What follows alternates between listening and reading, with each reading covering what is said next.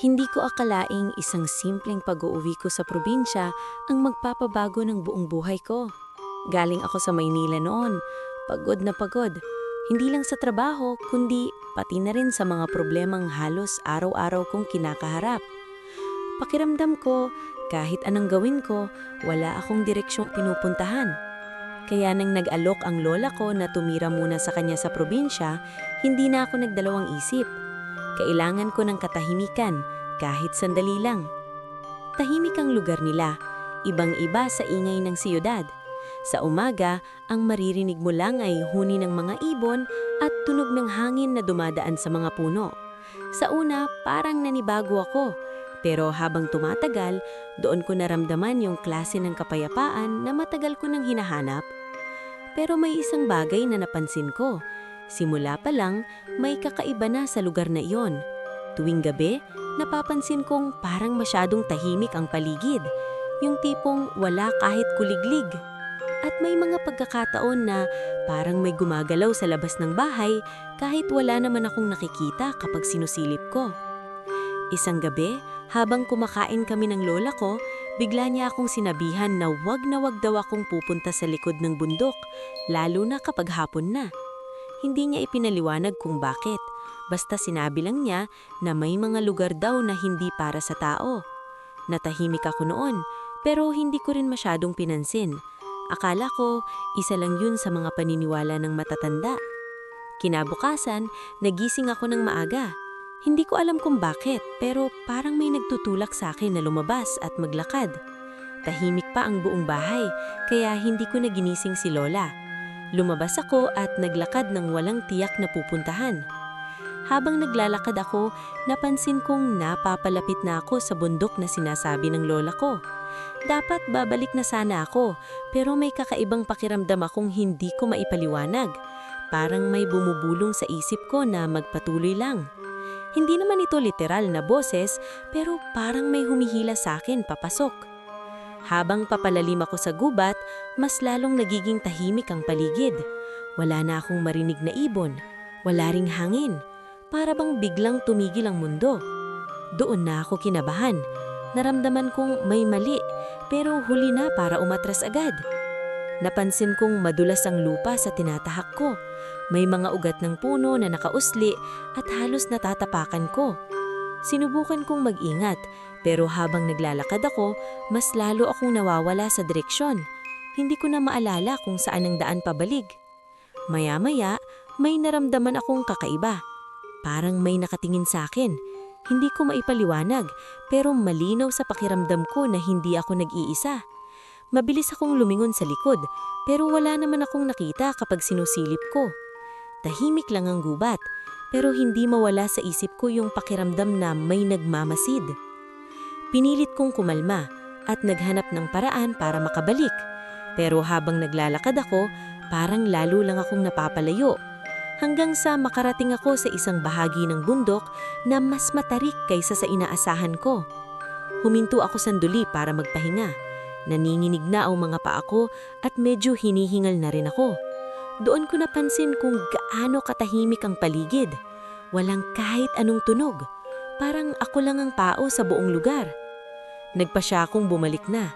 Dahan-dahan akong tumalikod, pero sa isang iglap, nadulas ang paa ko sa basang lupa. Hindi ko na napigilan ang sarili ko. Bumagsak ako at tuluyang gumulong pababa.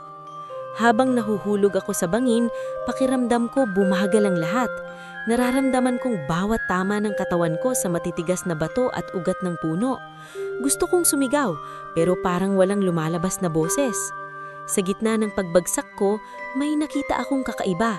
Sa gilid ng paningin ko, may isang baniw na nakatayo sa itaas.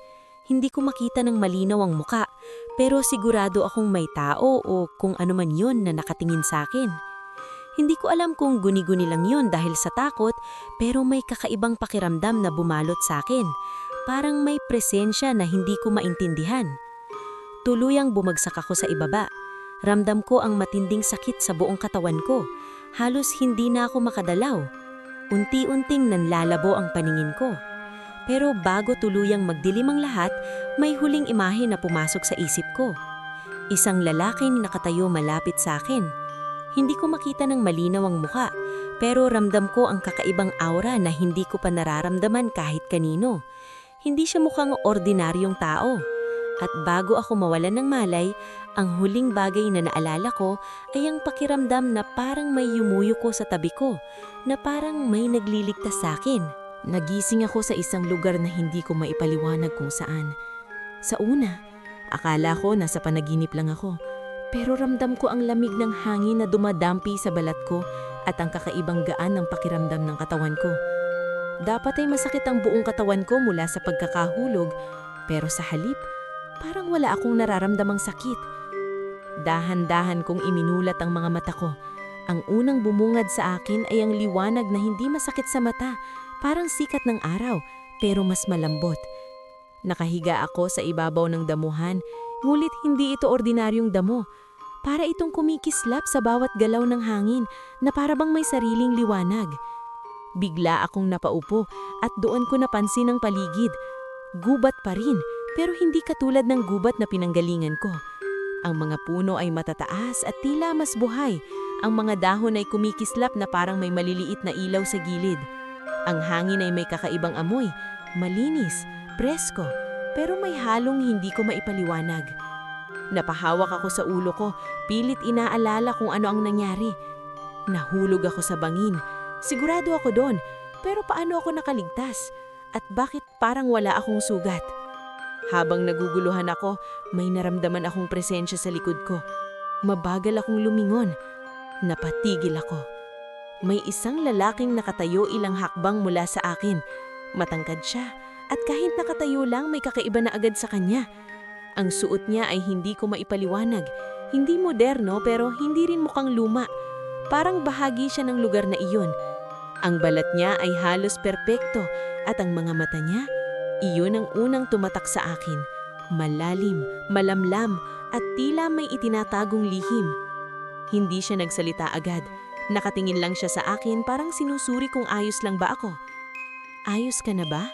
Mahina niyang tanong. Napatulala ako. Hindi ko agad alam kung sasagot ba ako o tatakbo. Pero may kung anong kakaibang pakiramdam na pumigil sa akin na matakot ng tuluyan. Nasaan ako? Sagot ko, medyo nanginginig pa ang boses ko. Hindi siya agad sumagot. Sa halip, lumapit siya ng dahan-dahan. Hindi siya nagmamadali at bawat galaw niya ay parang kontrolado.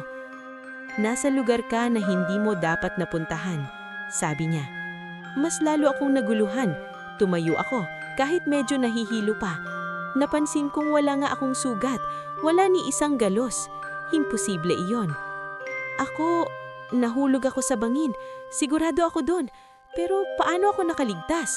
At bakit parang wala akong sugat? Sandali siyang natahimik. Parang pinag-iisipan kung ano ang sasabihin niya. Pagkatapos, huminga siya ng dahan-dahan. Huwag ka munang mag-alala kung ano ang paano. Mas mahalaga na ligtas ka.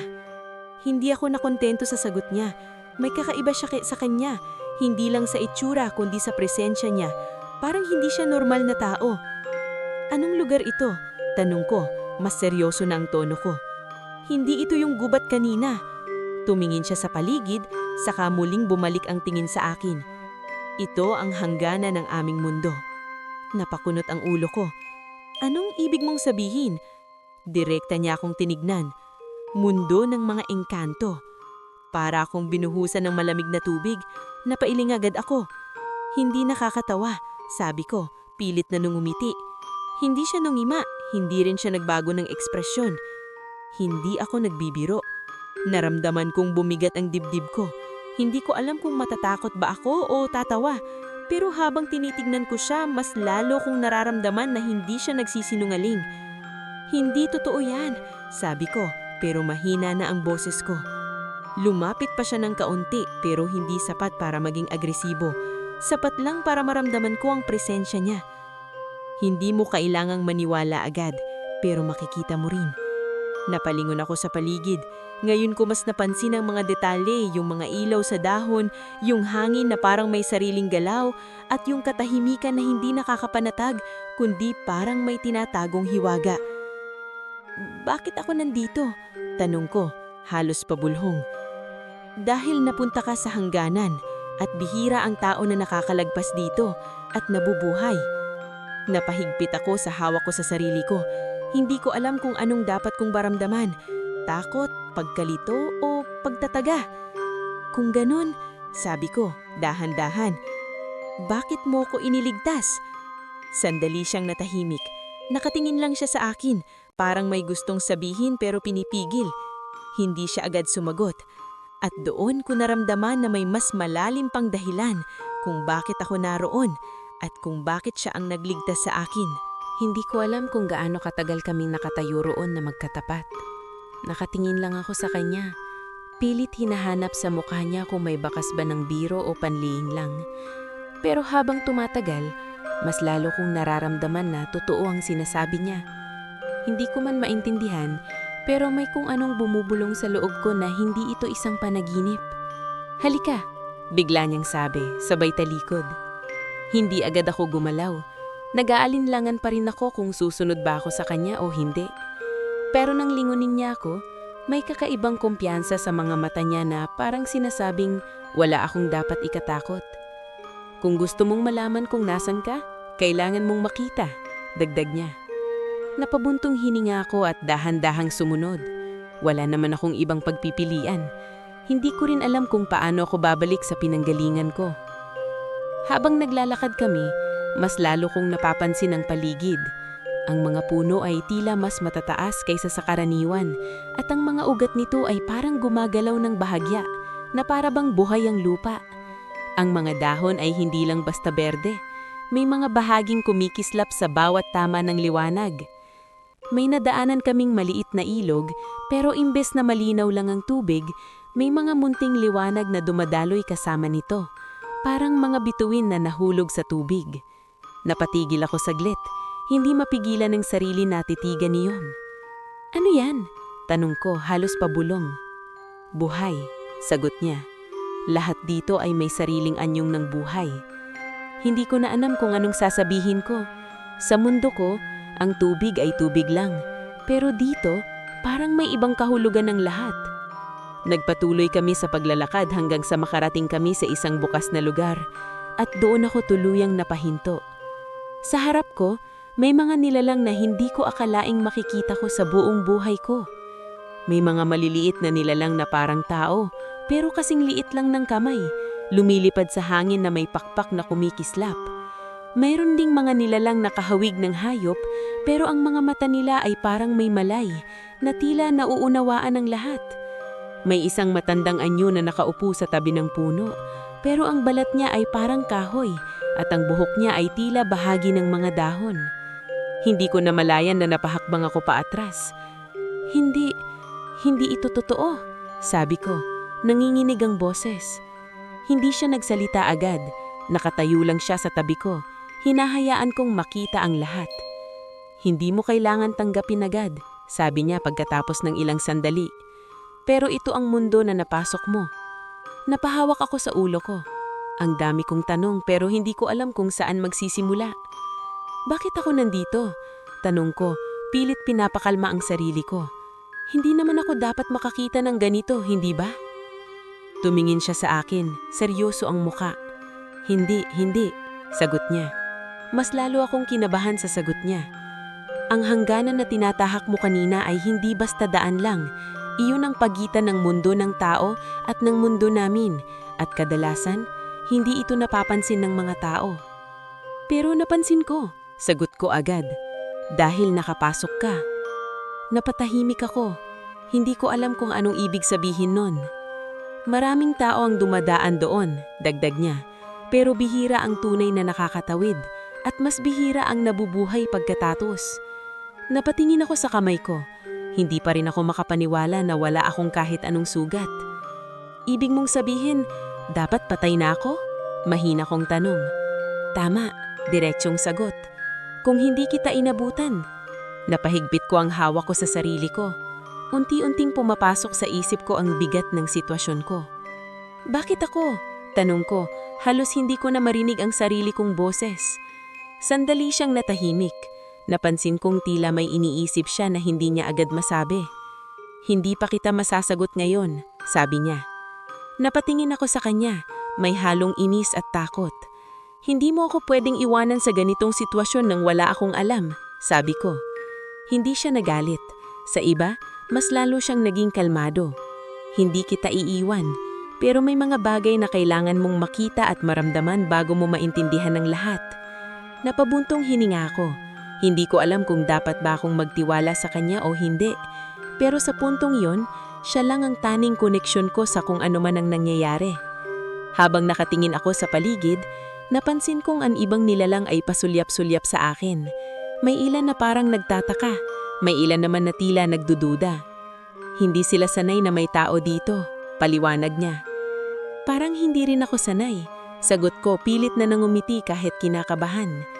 Hindi siya ngumiti, pero napansin kong bahagyang lumambot ang tingin na sa akin. At hindi ka dapat nandito. Napatigil ako sa sinabi niya. Kung ganun, bakit ako nandito? Ulit kong tanong. Hindi siya agad sumagot. Tumingin siya sa malayo, parang may pinagmamasdan na hindi ko makita. At sa sandaling iyon, naramdaman ko na hindi lang ito basta aksidente. May dahilan kung bakit ako napunta sa mundong iyon. At kahit hindi ko pa alam kung ano yun, malinaw na nagsisimula pa lang ang lahat. Hindi na ako mapakali matapos ang mga nakita ko. Kahit pilit kong tanggihan sa isip ko, malinaw na hindi na ito basta guni-guni lang. Lahat ng nararamdaman ko, ang hangin, ang lupa, ang presensya ng mga nilalang sa paligid ay totoo. At higit sa lahat, totoo rin ang lalaking nasa harapan ko. Hindi ko na napigilan ang sarili ko. Humarap ako sa kanya, diretso ang tingin. Kailangan mong sabihin sa akin ng totoo. Sabi ko, medyo matigas ang tono. Bakit mo ako iniligtas? Hindi siya agad sumagot. Ilang sandali siyang nakatingin lang sa akin. Parang sinusukat ang tapang ko o kaya'y kung handa na ba akong marinig ang sagot. Hindi lahat ng tao na nahuhulog sa hangganan ay inililigtas. Sagot niya sa wakas. Alam ko na yun. Mabilis kong tugon. Kaya nga tinatanong kita kung bakit ako. Napansin kong bahagyang nagbago ang ekspresyon niya. Hindi ito galit pero parang may bigat na bumalot sa kanya. Dahil may kakaiba sa'yo, sabi niya. Napakunot ang noo ko. Anong ibig mong sabihin? Lumapit siya ng kaunti. Sapat lang para maramdaman ko ang presensya niya, pero hindi para matakot ako. May enerhiya sa'yo na hindi karaniwan sa tao. Paliwanag niya. Noong nahulog ka, naramdaman ko agad iyon. Napatingin ako sa sarili kong mga kamay, parang hinahanap kung ano ba ang sinasabi niya. Enerhiya? Ulit ko, halatang hindi kumbinsido. Tumanggo siya ng bahagya.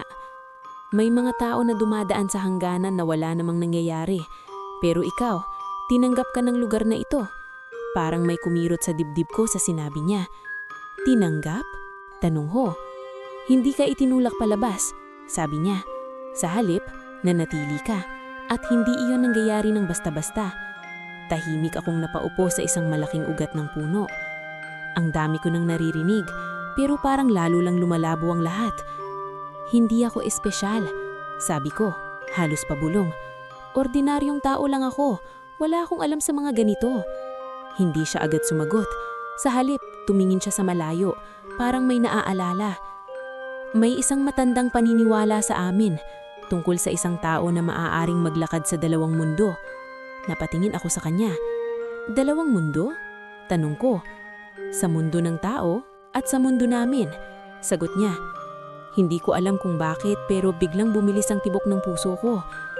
Hindi mo sinasabing ako yon, hindi ba? Pilit kong biro, pero halata sa boses ko na kinakabahan ako. Hindi siya numiti. Hindi ko pa sinasabi iyon, sagot niya. Pero may mga palatandaan. Parang may malamig na dumaloy sa katawan ko. Anong klaseng palatandaan? Tanong ko. Ang katawan mo ay hindi nasira sa pagbagsak. Ang sugat mo ay mabilis na gumaling. At higit sa lahat, nakikita ka ng mundo namin bilang bahagi nito, kahit hindi ka kabilang. Napahigpit ang hawak ko sa sarili ko. Hindi ko alam kung dapat ba akong matakot o magtaka. Imposible yan, sabi ko, pero mahina na ang pagtutulog ko. Lumapit siya ng kaunti, at sa pagkakataong iyon, mas malinaw kong nakita ang mga mata niya. Hindi lang ito basta malamlam, parang may lalim na hindi ko masukat. Alam kong mahirap tanggapin, pero may dahilan kung bakit ikaw ang nahulog sa lugar na iyon. at may dahilan kung bakit ikaw ang nakita ko. Napatingin ako sa kanya.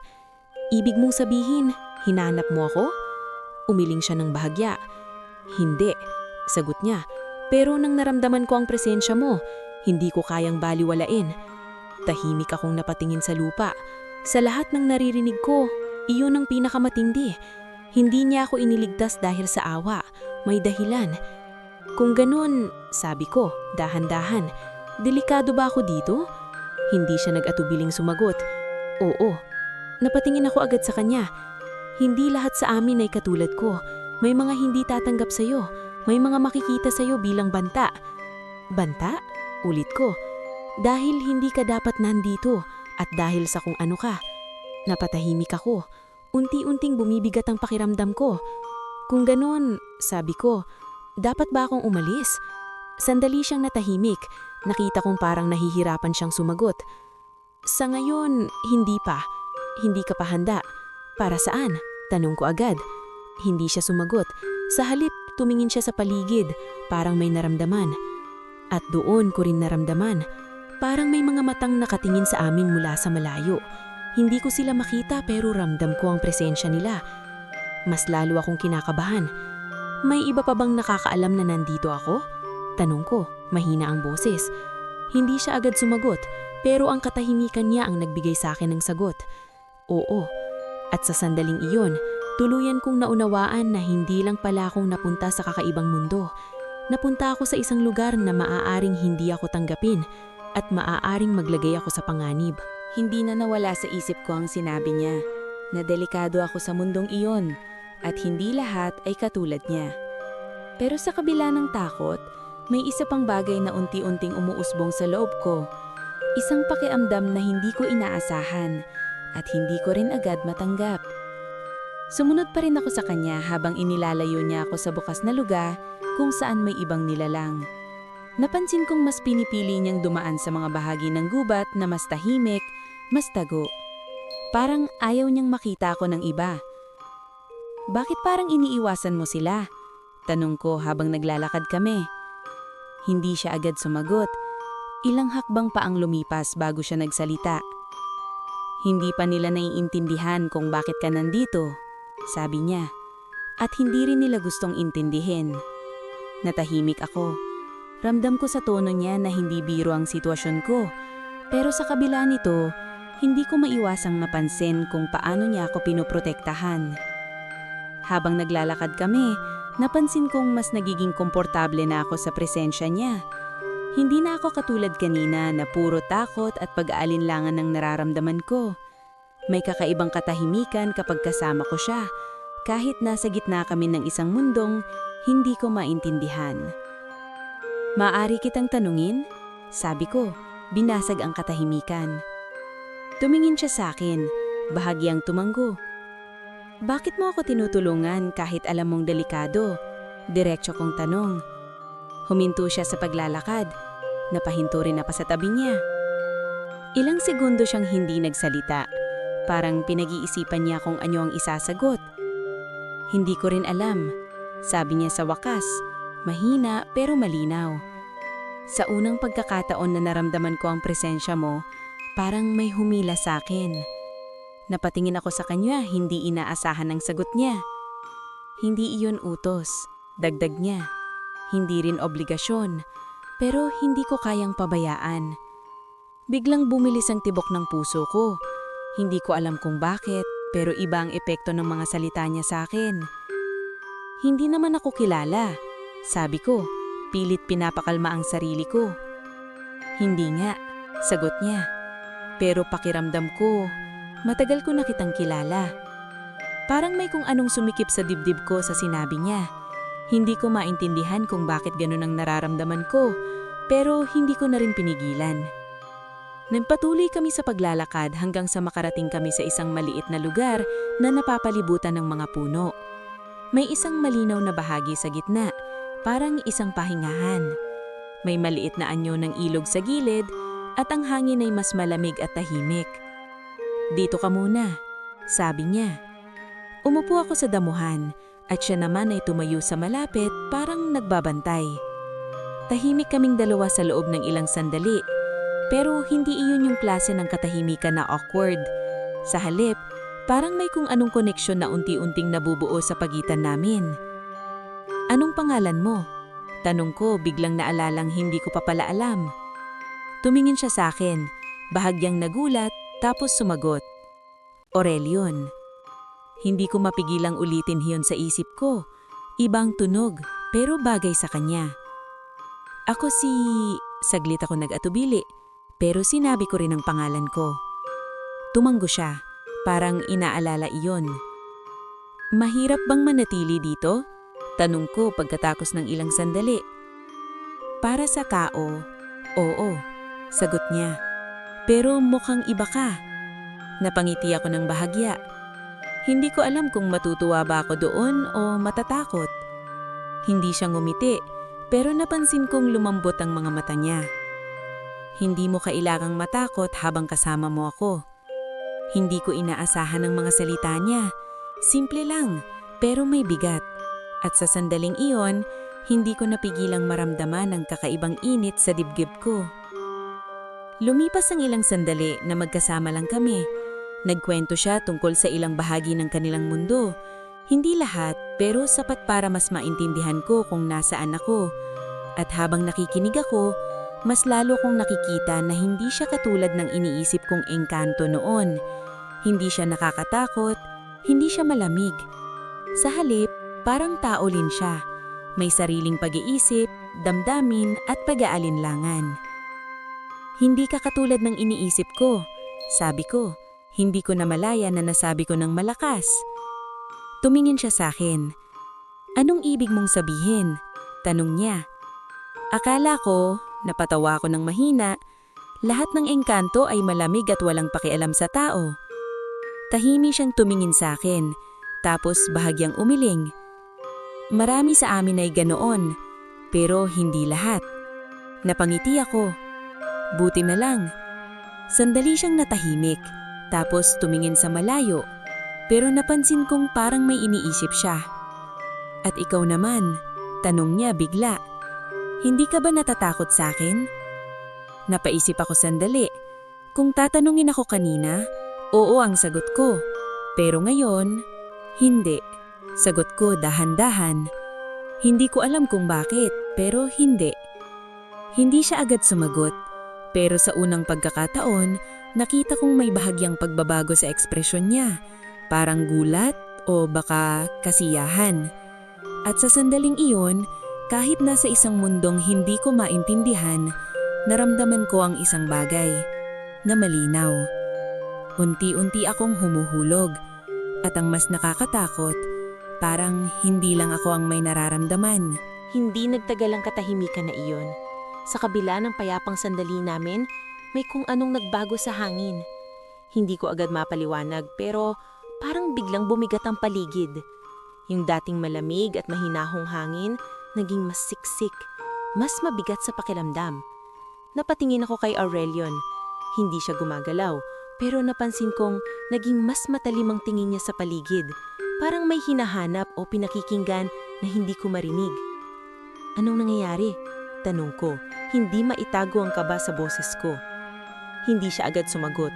Sa halip, bahagya siyang lumingon sa isang direksyon, sa mas madilim na bahagi ng gubat. May nakaramdam sa'yo, sabi niya ng mahina. Parang may malamig na tubig na ibinuho sa akin. Sino? Hindi na niya ako tinignan, nakapako pa rin ang tingin niya sa malayo. Ilan sa kanila, sagot niya, at hindi sila natutuwa na nandito ka. Napahigpit ang hawak ko sa sarili ko. Bigla kong naalalang sinabi niya kanina na hindi lahat sa kanila ay katulad niya. Anong gagawin natin? Tanong ko, halos pabulong. Lumapit siya sa akin at tumayo sa harap ko, parang harang. Manatili ka sa likod ko, sabi niya. Hindi na ako nagtanong pa. Ramdam ko na hindi ito biro. Ilang segundo ang lumipas na tila walang nangyayari, pero ang pakiramdam ko ay parang tumigil ang oras. Hanggang sa unti-unti kong naramdaman, may mga presensya na papalapit. Hindi ko sila agad nakita, pero ramdam ko sila. Parang may mga matang nakatingin mula sa dilim. Hanggang sa may lumabas na anyo mula sa pagitan ng mga puno. 3 sila. Mukha silang tao sa unang tingin, Pero may mali. Ang galaw nila ay masyadong tahimik, masyadong kontrolado. At ang mga mata nila, hindi normal. Parang walang emosyon, puro lamig. Aurelion, sabi ng isa sa kanila, malamig ang boses. Hindi sumagot si Aurelion, nanatili siyang nakatayo sa harap ko, hindi gumagalaw. At may kasama ka pang tao, dagdag ng isa, habang dahan-dahang lumalapit.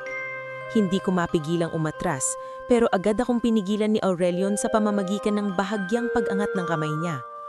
Huwag kang gagalaw, mahina niyang sabi sa akin. Napahinto ako. Hindi siya dapat nandito, sabi ng isa pang nilalang. Alam mo ang batas. Alam ko, sagot niya kalmado pero matatag ang boses. Kung alam mo, bakit mo siya dinala dito? Tanong ng una. Hindi ko siya dinala, napunta siya. Tahimik ang sandali. Ramdam ko ang tensyon sa pagitan nila.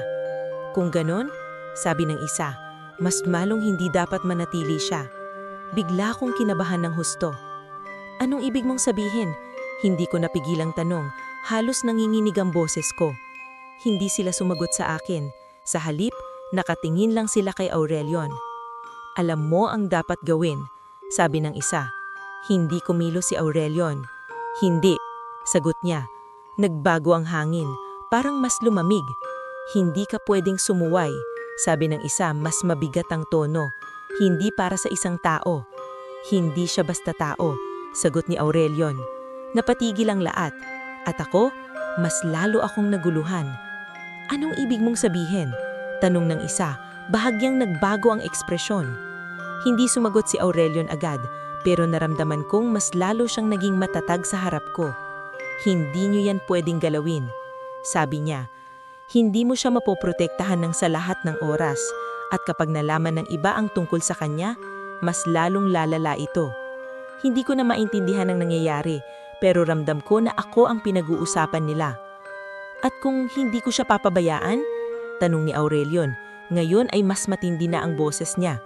Sandaling natahimik ang tatlo, tapos bahagyang nagbago ang postura nila, parang naghahanda. Kung ganun, sabi ng isa, kailangan naming gawin ang nararapat. Bago ko pa maintindihan ang ibig sabihin, bigla silang kumilos. Sa isang iglap, parang nagbago ang paligid. Ang hangin ay umikot at naramdaman ko ang biglaang lakas na parang gustong tumulak sa akin palayo. Pero hindi ako natamaan. Naramdaman ko ang presensya ni Aurelion sa harap ko. Nakaharang siya at ang kamay niya ay bahagyang nakaangat na parang may hinaharang na hindi ko makita. Umalis kayo, sabi niya, mababa pero mabigat ang boses. Hindi sila umatras agad.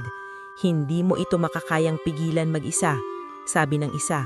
Subukan nyo, sagot ni Aurelion. Hindi ko pa rin makita kung ano ang nangyayari, pero ramdam ko ang tensyon, ang lakas na nagbabanggaan sa paligid namin. Parang may dalawang puwersa na hindi ko maipalimanag. Sa gitna ng lahat ng iyon, isang bagay lang ang malinaw sa akin.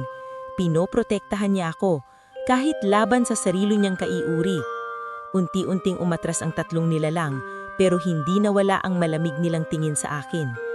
Hindi pa ito tapos, sabi ng isa, bago sila tuluyang nawala sa dilim. At nang tuluyang nawala sila, saka lang ako nakahinga ng maayos. Pero hindi pa rin bumabalik sa normal ang pakiramdam ko, dahil ngayon, malinaw na. Hindi lang basta kakaiba ang presensya ko sa mundong iyon, isa akong panganib sa kanila. At si Aurelion, handang ipaglaban ako kahit kapalit nito ang sarili niyang mundo. Matagal bago tuluyang humupa ang bigat ng hangin sa paligid. Kahit wala na ang tatlong nilalang na iyon, ramdam ko pa rin ang bakas ng presensya nila. Parang may iniwang takot na hindi agad nawawala. Hindi ako agad nakapagsalita. Nakatingin lang ako kay Aurelion na nananatiling nakatayo sa harap ko. Parang handa pa ring salapin ng anumang pwedeng bumalik. Ayos ka lang ba? Tanong niya ng marahan. Hindi pa rin inaalis ang tingin sa paligid. Tumanggo ako. Kahit ang totoo, hindi ko alam kung ayos pa ba ako. Ang dami nang nangyari sa loob ng maikling panahon. Pero higit sa lahat, may isang tanong na paulit-ulit na bumabalik sa isip ko. Anong ibig mong sabihin kanina? Tanong ko, pilit pinatatatag ang boses ko. Na hindi ako basta tao? Dahan-dahan siyang humarap sa akin. Sa pagkakataong iyon, Hindi na niya iniwasan ang tanong ko. Nakita ko sa mga mata niya na hindi na niya kayang itago ang totoo. Hindi ko na dapat ito ipagpaliban, sabi niya. Napaupo ako sa damuhan. Ramdam ko ang bigat ng dibdib ko. Alam kong hindi ko magugustuhan ng maririnig ko, pero kailangan ko nang malaman. May koneksyon ka sa mundong ito, simula niya. At hindi iyon aksidente. Napakunot ang noo ko. Paano? Wala naman akong alam tungkol sa inyo. Hindi mo alam, sagot niya. Pero may bahagi ng dugo mo ang nakaugnay sa amin. Parang may tumigil sa loob ko. Hindi ako agad nakapagsalita. Hindi posible yan, sabi ko. Pero mahina na ang pagtututol ko. Umupo siya sa harap ko. Kapantay ko na ngayon ang tingin niya. May isang babae moon, patuloy niya. Isang tao na nakapasok sa mundong ito, tulad mo. Napatingin ako sa kanya, unti-unting kinakabahan. Hindi siya basta nakapasok, dagdag niya. Tinanggap siya at nagkaroon siya ng ugnayan sa isa sa amin. Parang may unti-unting nag-uugnay sa isip ko, kahit hindi ko pa lubos na naiintindihan. Ang lola mo, sabi niya. Napatigil ako. Ano? Halos hindi makapaniwala. Siya ang babaeng iyon, diretso niyang sagot. Parang biglang bumigat ang mundo ko. Hindi ko alam kung anong mararamdaman ko. Gulat, takot, o pagtataka. Hindi niya sinabi sa akin yan. Sabi ko, nanginginig ang boses. Hindi niya pwedeng sabihin, sagot niya. May mga bagay na kailangang manatiling lihim, lalo na kung may kinalaman sa amin. Napahawak ako sa ulo ko. Biglang nag-flash sa isip ko ang mga babala ng lola ko. Ang mga sinasabi niyang huwag akong pupunta sa bundok. Ang kakaibang takot sa boses niya. Alam niya, bulong ko. Alam niya ang tungkol dito. Tumanggo si Aurelion. At ikaw ay may dalang bahagi ng ugnayang iyon. Hindi ka ganap na tao, pero hindi ka rin ganap na tulad namin. Napatingin ako sa mga kamay ko. Parang ngayon ko lang sila nakikita. Kaya ako nakaligtas, sabi ko, dahan-dahan. Oo, sagot niya. Kaya ka tinanggap ng lugar na ito at kaya ka nakikita ng iba bilang isang bagay na hindi nila maintindihan. Banta, dagdag ko.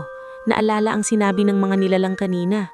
Hindi siya sumagot pero sapat na ang katahimikan niya para kumpirmahin iyon. Kung ganun, sabi ko, pilit pinipigilan ang emosyon ko. Ano ako? Sandali siyang natahimik, nakatingin lang siya sa akin, parang pinipili ang tamang salita. Isa kang tulay, sabi niya sa wakas, sa pagitan ng dalawang mundo. Hindi ko alam kung matutuwa ba ako o matatakot, pero isang bagay ang sigurado, hindi na ako katulad ng dati. At dahil doon, mas lalo kang magiging target. Napatingin agad ako sa kanya. Hindi lang ng mga tulad ng nakita mo kanina, may mas malalakas pa. At kapag nalaman nilang kung sino ka, hindi ka nila hahayaang manatili. Parang muling bumigat ang paligid. Kung ganun, bakit mo pa ako pinoprotektahan? Tanong ko, halos desperado na. Mas madali kung pababayaan mo na lang ako. Agad siyang umiling. Hindi ko kaya, sagot niya, diretso ang tingin sa akin. Napatigil ako. Simula nang nakita kita, alam kong hindi ka dapat mapahamak. Hindi ko alam kung anong sasabihin ko, pero sa sandaling iyon, mas lalo kong naramdaman ang bigat ng ugnayan namin. Anong mangyayari sa akin? Tanong ko, mahina ang boses. Depende sa magiging desisyon mo, sagot niya. Anong desisyon? Tumayo siya, saka inilahad ang amay niya sa akin. Kung mananatili ka dito, kailangan mong tanggapin kung ano ka at harapin ang mga panganib. Tiningnan ko ang kamay niya, tapos sa mga mata niya. At kung babalik ako, tanong ko, babalik ka sa mundo mo, pero hindi ka na magiging katulad ng dati at may mga bagay na hindi mo na maibabalik. Napahigpit ko ang hawak sa sarili ko. Pakiramdam ko unti-unti nang binabago ng mundong ito ang buong kapagtao ko. Hindi pa ako alam kung anong pipiliin ko, pero isang bagay ang sigurado. Ang pagbagsak ko sa bangin ay hindi aksidente.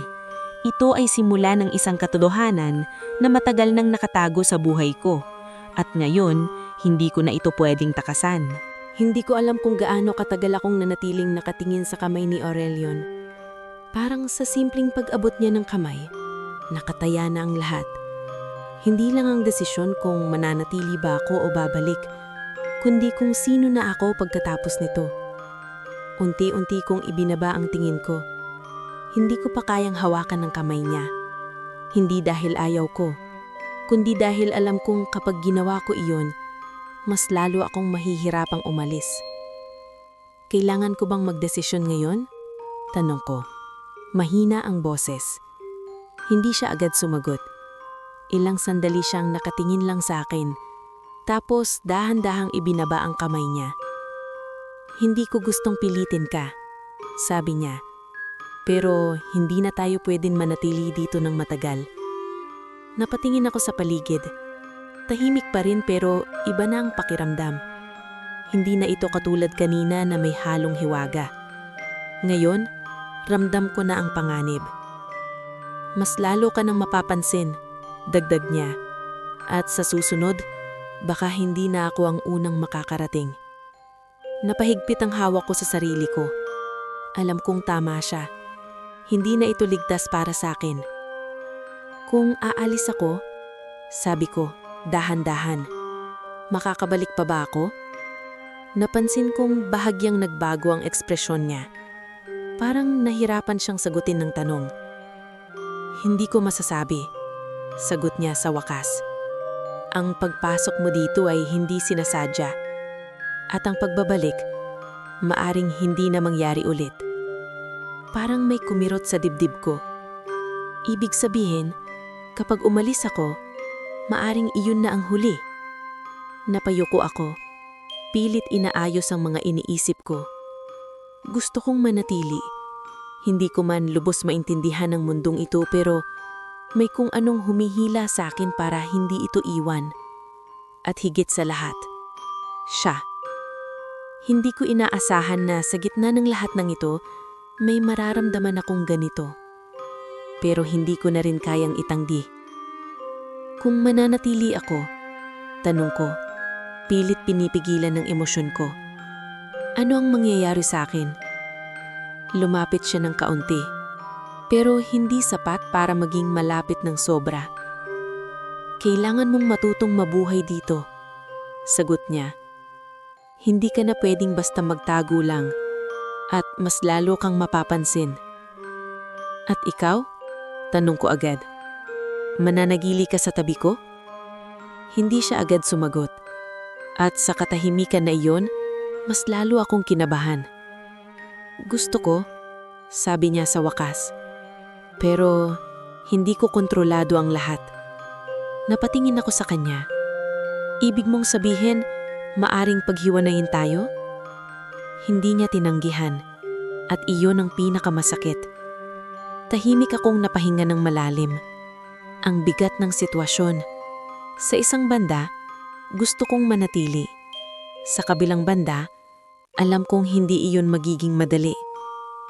Kung babalik ako, tanong ko ulit. Mas ligtas ka doon. Pero? Pilit kong tanong. Pero, hindi ka na magiging pareho, dagdag niya. At may mga bagay na maiiwan dito na hindi mo na maibabalik. Alam ko kung anong tinutukoy niya. Hindi ko na napigilan ang sarili ko. Tumayo ako at lumapit sa kanya. Bakit parang masakit kahit hindi pa nangyayari? Tanong ko, halos babulong. Hindi siya gumalaw. Nakatingin lang siya sa akin pero sa pagkakataong iyon, hindi na malamlam ang mga mata niya. May damdamin na akong nakikita. Dahil totoo, sagot niya. Tahimik kaming nagkatitigan. Sa sandaling iyon, nawala na ang takot ko. Ang natira na lang ay ang bigat ng desisyon na kailangan kong gawin. Kung pipili ako, sabi ko, naninginig ang boses ko. May tamang sagot ba? Umiling siya ng bahagya. Wala. May kapalit ang bawat pipiliin mo. Napapikit ako sandali. Pilit kong pinakalma ang sarili ko. Naalala ko ang buhay ko sa Maynila. Ang pagod, ang sakit, ang pakiramdam na parang wala akong lugar. Tapos naalala ko ang probinsya, ang lola ko, at ang babala niya. At ngayon, nandito ako. Sa isang mundong hindi ko alam kung saan ako nababagay. Dahan-dahan kong imulat ang mga mata ko at tumingin sa kanya. Hindi pa ako handa. Hindi ko alam kung eksaktong ibig kong sabihin. Kung hindi pa ako handang manatili o hindi pa ako handang umalis. Pero mukhang naintindihan niya. Kaya kailangan na nating umalis dito. Umalis? Tanong ko. Dadalhin kita sa hangganan. Sagot niya. Doon ka magdedesisyon. Napahigpit ang dibdib ko. Eto na. Hindi na ito basta usapan lang.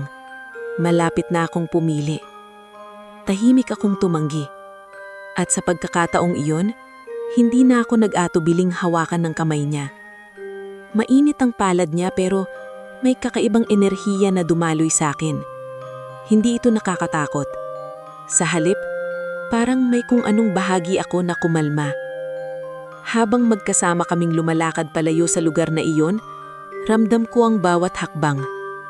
Bawat segundo ay papalapit ako sa isang desisyon na magbabago ng buhay ko. At kahit hindi ko pa alam kung ano ang pipiliin ko, alam kong kahit anong mangyari, may iiwan akong bahagi ng sarili ko sa mundong iyon. At may dadalhin akong alaala na hindi ko na kailanmang makakalimutan. Habang naglalakad kami papunta sa hangganan, ramdam ko na unti-unting nagbabago ang paligid. Yung dating kumikislap na mga dahon ay nagiging mas tahimik, mas ordinaryo ang itsura. At ang hangin ay parang nawawalan ng kakaibang bigat. Para bang papalayo na kami sa mundong iyon o marahil pabalapit na sa mundong kinagisnan ko. Pero kasabay ng pagbabagong iyon, may isa pang bagay na mas lalong lumilinaw. May sumusunod sa amin. Hindi ko pa sila nakikita pero ramdam ko na ang presensya nila. Mas mabigat, mas mapanganib kaysa sa mga nakita namin kanina. Napahigpit ang hawak ko sa kamay ni Aurelion. May nararamdaman ka rin, hindi ba? Tanong ko, mahina ang boses. Hindi siya agad sumagot pero mas lalo niyang hinigpitan ang hawak niya sa akin. Oo, sagot niya. At mas malala sila. Napahinto ako sandali. Anong ibig mong sabihin? Huminto rin siya at humarap sa akin. Sa pagkakataong iyon, hindi na kalmado ang mga mata niya. May bahid na ng tensyon. Hindi lang ito tungkol sa batas, sabi niya. May mga ayaw sa kung ano ka at gustong pigilan ka bago ka pa makapili. Biglang bumilis ang tibok ng puso ko. Pigilan ako? Tanong ko. Sa paraan na hindi mo gugustuhin. Sagot niya. Hindi ko na kailangan magtanong pa. Alam ko na ang ibig niyang sabihin. Bigla niyang hinila ang kamay ko. Bilis, sabi niya. Hindi na ako nagtanong. Sumunod na lang ako habang mabilis kaming tumatakbo sa pagitan ng mga puno. Ramdam ko ang kaba sa bawat hakbang. Ang mga ugat sa lupa, ang hangin na dumadampi sa mukha ko at ang presensya sa likod namin na unti-unting lumalapit. Hanggang sa bigla kaming huminto. Sa harap namin, may isang bahagi ng gubat na tila hati ang mundo. Sa isang banda, makikita ang mas madilim at makulay na bahagi ng kanilang mundo. Sa kabila, may liwanag na mas pamilyar, mas katulad ng mundo ng tao. Ang hangganan, sabi ni Aurelion. Napatingin ako roon. Parang may manipis na harang na hindi nakikita pero nararamdaman. Isang hakbang lang at babalik na ako. Pero bago pa ako makapagsalita, biglang nagbago ang hangin. Mas lumamig. At kasunod nito, may mga anyo na unti-unting lumitaw mula sa paligid. Mas marami sila at mas mabigat ang presensya. Aurelion, sabi ng isa, mas malalim at mas matigas ang boses kaysa sa mga nauna. Umalis ka sa tabi ng tao. Hindi siya gumalaw. Nakatayo lang siya sa harap ko. Hindi. Sagot niya. Hindi ka namin pagbibigyan. Dagdag ng isa.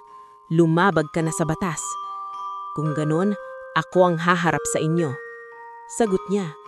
Napahigpit ang hawak ko sa kanya. Huwag! Sabi ko, naninginig ang boses. Hindi mo kailangang gawin to. Hindi siya lumingon sa akin. Kailangan. Sagot niya. Biglang gumalaw ang mga nilulang. Sa isang iglap, parang sumiklab ang hangin sa paligid. Hindi ko makita ng malinaw kung ano ang nangyayari, pero ramdam ko ang banggaan ng mga puwersa. Naramdaman kong may tumulak sa akin paatras. Aurelion! Sigaw ko. Pero hindi siya umatras. Halip, humakbang siya pasulong. Haharapin ng lahat ng iyon mag-isa. "Pumunta ka na sa hangganan!" Sigaw niya. "Hindi kita iiwan," sagot ko agad. Sa unang pagkakataon, lumingon siya sa akin at doon ko nakita ang isang bagay na hindi niya kailanman sinabi ng direkta. Takot. "Huwag mo akong pahirapan," sabi niya, mahina pero malinaw. "Kailangan mong umalis." Parang may kumurot sa puso ko. Hindi ko kayang umalis, hindi ko kayang iwan siya. Pero bago pa ako makapagdesisyon, biglang may lakas na puwersa ang tumama sa paligid. Napaatras ako, halos mawalan ng balanse. At siya, napaluhod. "Aurelion!" Sigaw ko, pilit lumalapit. Pero agad niyang itinaas ang kamay niya, pinipigilan ako. "Huwag kang lalapit," sigaw niya. Kitang-kita ko ang hirap sa kanya, parang may unti-unting kumakain sa lakas niya. "Hindi mo sila kayang labanan mag-isa," sabi ko, nanginginig na ang boses ko. "Hindi ko kailangan manalo," sagot niya. "Kailangan ko lang mapaalis ka." Parang may nabasag sa loob ko. Bago ko pa maintindihan ang gagawin ko, bigla siyang tumayo at iniangat ang kamay niya patungo sa akin. May liwanag na biglang sumiklap sa pagitan namin. "Aurelion, huwag!" Pero huli na. Isang malakas na enerhiya ang bumalot sa akin. Ramdam ko ang pag-angat ng katawan ko, parang hinihila palayo. "At huwag mo akong kakalimutan." Sa huling sandali na nagtagpo ang mga mata namin, nakita ko ang isang bagay na hindi niya kailanman sinabi ng direkta. Mahal niya ako. At bago pa ako makasagot, tuluyan na akong nilamon ng liwanag. Ang huling imahe na nakita ko. Siya, mag-isa, nakaharap sa sarili niyang mundo, handang isakripisyo ang lahat para sa akin. Nagising ako sa malamig na lupa. Mabigat ang katawan at parang binugbog ang bawat bahagi ko. Ilang segundo akong nakatitig lang sa langit, pilit inuunama kung nasaan ako. Unti-unting bumalik ang mga tunog, huni ng mga ibon, mahinang ihip ng hangin, at ang pamilyar na katahimikan ng bundok sa probinsya. Napaangat ako ng bahagya at doon ko napagtanto. Nasa paanan ako ng bangin, eksaktong lugar kung saan ako nahulog. Napahawak ako sa dibdib ko, parang hinahanap kung totoo pa ba ang tibok ng puso ko. Dahan-dahan kong ginalaw ang mga kamay at paa ko. May kaunting kirot pero wala akong matinding sugat. Wala kahit bali. Para bang hindi ako nahulog mula sa ganoong taas. Pero hindi iyon ang pinaka nagpatigil sa akin. Ang pinaka nagpatigil sa akin ay ang alaala. Lahat ng nangyari. Ang mundo, ang mga nilalang, at higit sa lahat, siya. Bigla akong napaupo ng tuluyan. Napatingin ako sa paligid, parang umaasang makikita ko siya kahit alam kong imposible. "Aurelion?" Bulong ko. Pero walang sumagot. Tanging hangin lang ang dumaan sa paligid ko. Hindi ko alam kung gaano katagal akong nakaupo roon. Hindi ko alam kung umiiyak na ba ako o tula lang ako. Pero unti-unting bumalik sa akin ang realidad. Bumalik ako. Pinili man o hindi, narito na ako. Dahan-dahan akong tumayo, kahit medyo nanginginig pa ang mga tuhod ko. Pilit kong binalikan sa isip ko ang lahat ng nangyari. Hindi ito panaginip. Hindi pwedeng panaginip lang iyon. Dahil ramdam ko pa rin. Yung hawak niya sa kamay ko, yung boses niya, yung huling tingin niya bago ako tuluyang mawala. Habang naglalakad ako pabalik sa bahay ng lola ko, pakiramdam ko ibang tao na ako. Pareho pa rin ang paligid, ang mga puno, ang daan, ang hangin, pero parang may nagbago sa kung paano ko ito nakikita. Mas malinaw, mas may lalim. Parang may mga bagay na dati kong hindi napapansin, pero ngayon, nararamdaman ko na. Pagdating ko sa bahay, agad akong sinalubong ng lola ko. Halatang nag-aalala siya. At parang ilang oras na niya akong hinahanap. "Saan ka nang galing?" Tanong niya, halos nanginginig ang boses. Hindi ako agad nakasagot. Tinitigan ko lang siya. Hinahanap sa mga mata niya kung may alam ba siya. "Lola?" Sabi ko, mahina. "Ano ba talaga ang meron sa bundok?" Bigla siyang natahimik. At sa unang pagkakataon, nakita ko ang takot sa mukha niya. "Hindi ka ba nakinig sa akin?" Tanong niya. Mas mahina na ngayon ang boses. "May nangyari sa akin, at alam kong alam mo kung ano iyon." Hindi siya agad nakasalit. Umupo siya sa silya, parang biglang nanghina. Matagal bago siya tumingin sa akin ulit. At ano ang nakita mo? Tanong niya. Napahinga ako ng malalim. Hindi lang nakita. Naranasan ko. Hindi ko na ikinuwento lahat ng detalyado, pero sapat na ang sinabi ko para maintindihan niya. At habang nagsasalita ako, napansin kong unti-unting napupuno ng luha ang mga mata niya. Tama ako. Bulong niya. Akala ko hindi na mangyayari ulit. Napatingin ako sa kanya. Anong ibig mong sabihin? Hindi siya agad sumagot, pero sa pagkakataong iyon, hindi na niya itinanggi. Totoo sila. At minsan, naging bahagi rin ako ng mundong iyon. Hindi na ako nagulat. Sa halip, mas lalo kong naintindihan ang lahat. Kaya mo ako pinigilan, sabi ko. Tumanggi siya. Dahil alam ko kung gaano kahirap umalis. Sagot niya. Napayuko ako. Lola, sabi ko, mahina. Tama ba ang ginawa ko? Hindi ko alam kung anong eksaktong tinatanong ko. Kung tama bang bumalik ako o tama bang iniwan ko siya. Matagal bago siya sumagot. Walang tama o mali sa ganitong bagay. Pero ang tanong, kaya mo bang tanggapin ang pinili mo? Hindi ako agad nakasagot. Lumipas ang mga araw. Bumalik ako sa normal na buhay, pero hindi na ito katulad ng dati. Sa bawat umaga na nagigising ako, may bahagi sa akin na parang may hinahanap. Sa bawat hangin na dumadampi sa akin, may pakiramdam akong hindi ako nag-iisa. At minsan, kapag tahimik ang paligid, parang may boses akong naririnig. Hindi malinaw, pero pamilyar. Isang gabi, habang nakaupo ako sa labas ng bahay, naramdaman ko ulit iyon, yung kakaibang presensya na matagal ko nang hindi nararamdaman. Dahan-dahan akong tumayo at tumingin sa direksyon ng bundok. Tahimik, pero may kung anong kumikilos sa angin. At doon ko napansin, may maliit na bagay na kumikislap sa tabi ko. Yumuko ako at pinulot iyon. Isang maliit na piraso na parang kristal, pero hindi ordinaryo. Kumikislap ito sa liwanag ng buwan, at nang hawakan ko, naramdaman ko ang pamilyar na init. Nahigpitan ko ang hawak ko roon. Hindi ko na kailangan ng paliwanag. Alam ko kung kanino ito galing. Napangiti ako ng bahagya kahit may luha sa mga mata ko. At sa sandaling iyon, isang bagay ang malinaw sa akin. Hindi pa tapos ang lahat.